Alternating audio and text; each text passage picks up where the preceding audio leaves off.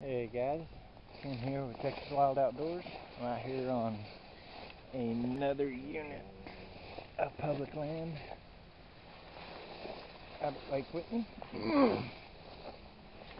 This is actually a unit that I used to hunt a lot, but I moved out of it because it started getting a lot more pressure. A lot more people started coming here, so I moved away. But I decided I was going to pop in here and just check things out and see what's going on out here. Every year I always come back out here and check, see what things look like. So I'm just going to pop out here, have a look around, see if I can't find any beds, any old rubs. I got a pretty good idea where some doe bedding is here. It's actually not very far from the gate. I'll go check that out, and there's a few places around back I want to check, and there's a big block of timber on this section, on this unit, that a lot of people know about it, and it actually gets hit pretty hard every year. But I'll go over there, check it out, see what I can find, look around, try to find those places that nobody's going. It's always difficult out here to find the places that nobody's going, because it's such a small public land out here, and it gets so many permits given out every year that they're all hit pretty hard. But there's always somewhere out here that somebody's not going, and that's the places I want to find. So I'll walk around out here, see what I can find, then I'm gonna go check out another place and see what I got over there. Hopefully I'll be able to find me a decent place to go hunting. We will see. Okay, I've been walking around out here for maybe about 15-20 minutes, maybe 30. I've actually just made my way down one fence road just looking around. I saw one little rub. It was actually a very, very low rub. It was like a yearling deer. It might have been 8-10 inches off the ground, little bitty. Wasn't impressed with it, so I moved on. Just walked up on this tree here, and it's got a licking branch from a scrape last year. You can see, this branch right here is broke off. There's a couple more up here that are broke off. You can't really tell by the ground that it was a scrape, but there's definitely some branches broke off. It was clearly a licking branch. So this is one spot. I'll mark this on my app as a place to check out this fall. But I'll continue on and see what else I can find. There's still plenty of space to be covered out there. I'll be out looking for the beds. Alright, I'll check back in here in a little bit. I'm in the point of this timber. You try to get my phone to load. I got very little signal out here, and I'll show y'all. I'll just put the camera onto the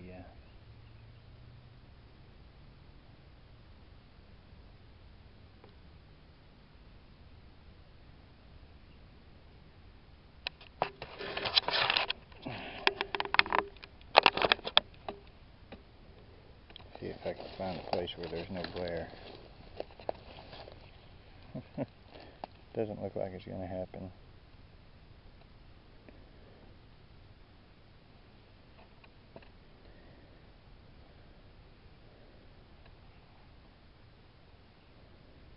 That's about the best I can do. I can't really get the glare off the screen there, but you can see the woods come to a little point right there, and looky here, I got a rub right there, a high rub. I'm talking That's a mature deer rub right there. It's way up there. That thing is like nearly my waist level. And then I've got another rub. Let me get over there to it.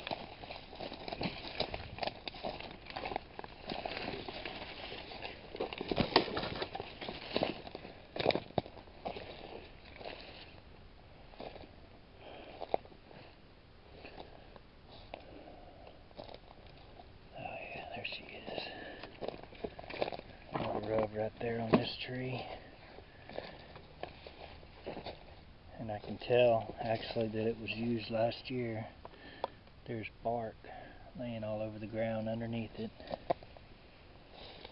I'm going to see if I can't find a way that I can sneak into here. I'll look at the map, see if there's some way I can sneak in here and find any tree that I can set up in. I did manage finally. I got that big check-in from going and working an extra hitch, 28 days out on the rig, which, in case anybody's wondering, when you're used to 14 and 14, 28 days sucks. I know some of y'all do 28. That's not for me. Can't do it. But more power to you. You people that do 28 and 14, yeah, y'all are crazy. But anyway, so I managed to get me a good light XOP stand and some climbing sticks, and so I will be able to be mobile this year, which is what I'm looking forward to.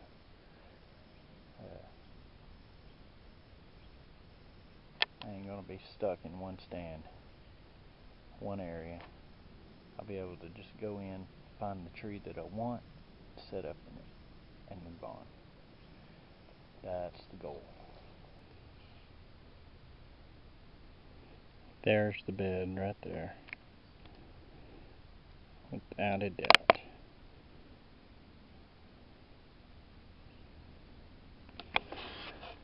One of the beds. He's backed up to that tree. You can see out here.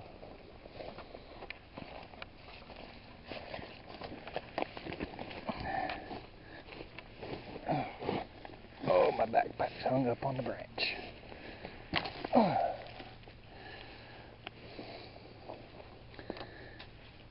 He's laying right here. He's got the wind coming from that direction, from that timber. You can see out here, it doesn't look like much, but if he stands up, especially come wintertime, fall, when all this ragweed is laid down and dead, you'll be able to see a good ways. And right now, we can use this as a sound-based bedding.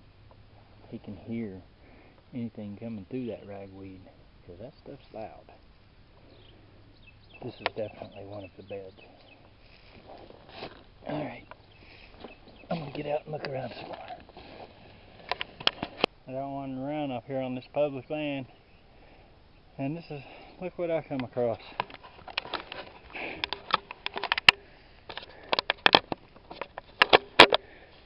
An old van. I'm guessing it's probably been here since the Army Corps engineers bought this land. It's an old, just a pile of junk out here. Just hanging out.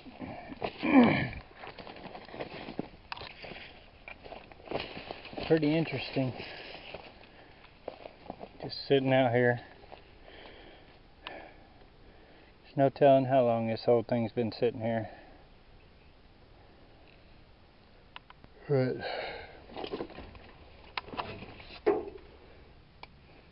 it's full of junk.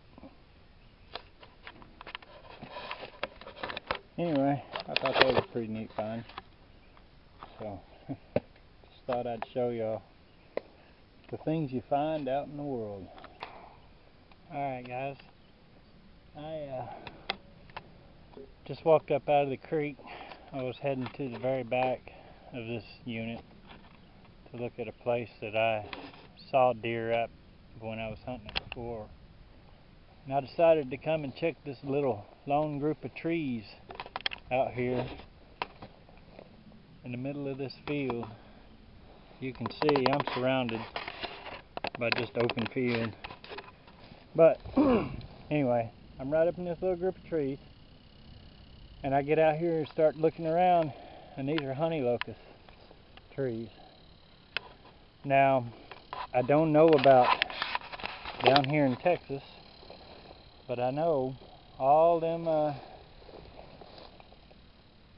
THP guys, the beast hunting guys, Dan Infalt, they all talk about that honey locust, them honey locust pods being great browse for the deer. I don't know if it is down here. There's so much more for them to eat around here.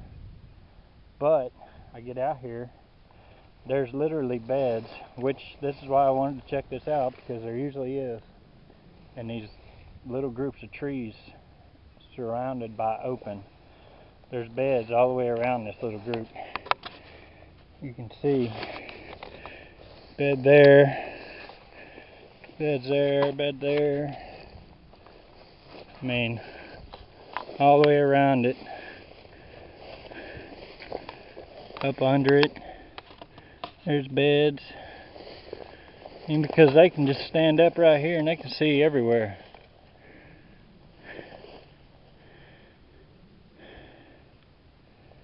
So, don't discount your little groups of trees out in the middle of the fields. I don't know how you could hunt them unless you were to sneak up in your ghillie suit. But, truthfully, right over there, right in that creek, right off the edge of that creek, there's trees that I could climb up in with a tree stand and be able to see it. It's maybe 50 yards, 60 yards away. Be able to see right out here. If I were to come in early morning before they get back to the beds, I could be set up and might catch them walking that transition line right there, coming back to this bed. But just don't discount these little groups of trees out here in the middle of open fields, because that's where they're likely to bed up, because they can see everywhere. And it works out really well for the hunter too, because there's less chance of your wind swirling when you're up here in the open area. That wind's just going to go straight through. Okay, so I'm at the very back of this property, and I saw a few tracks up through the creek. Yeah, nothing real big, nothing really interesting. I mean, it really doesn't surprise me too much. Right off over there in that direction, there's a feeder, and I'm sure they get hunted back here by private land quite a bit. So it looks good. You know, I mean, most people aren't coming back here for the public, but when you're surrounded by private land, there's still plenty of pressure back here. But I was walking across to get over to another section there. It's actually mesquite timber, a lot of mesquite trees over there. I had a buck come up out of behind me when I was hunting back here a few years ago.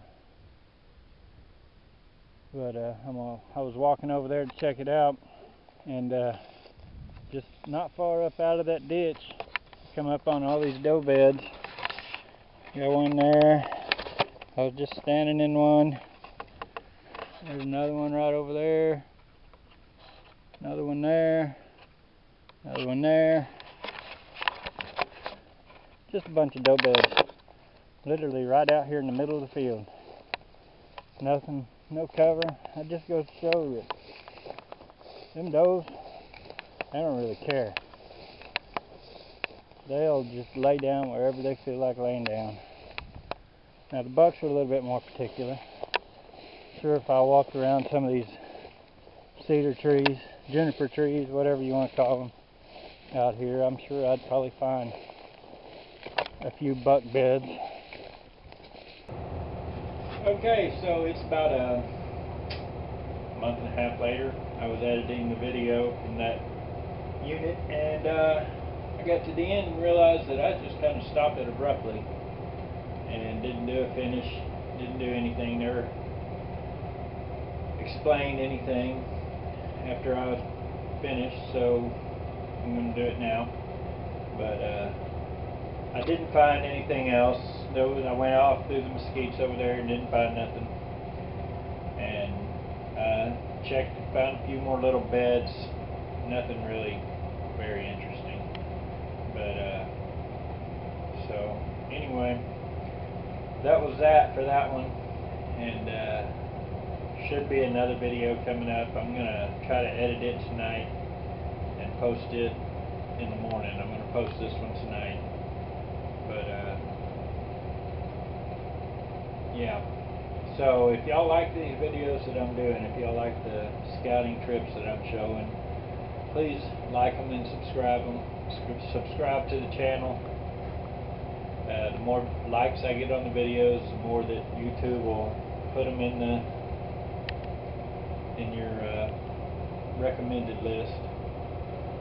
So if y'all like them, please subscribe. I would appreciate it very much. Alright, I'll check back with y'all later.